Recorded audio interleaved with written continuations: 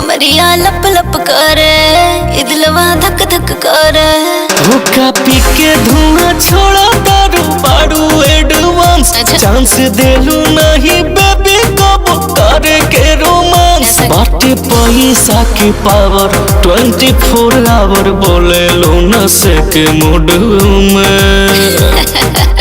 वो तो है। रहेलू रानी रहेलू रानी बोलो रहेलू रानी एटीट्यूड में सारी रात। रहेलू रानी एटीट्यूड में एटीट्यूड में। तो क्या हुआ?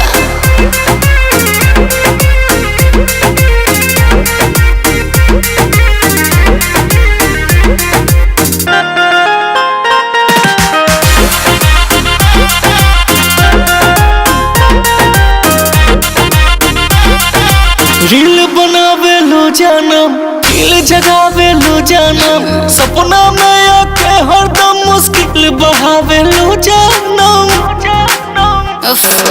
रील बनावे लो जानम, दिल जगावे लो जानम। सपना में आके हरदम मुश्किल बढ़ावे लो जानम।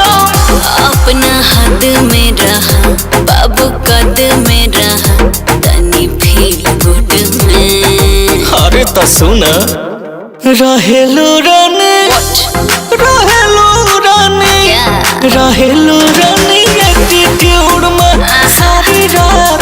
रहेलू रानी एटीट्यूड में एटीट्यूड में।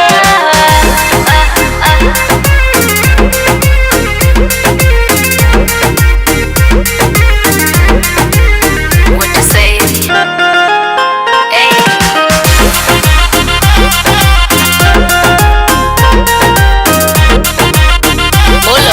नजर नजर से लड़ जाला, देखते बीपी बढ़ जाला।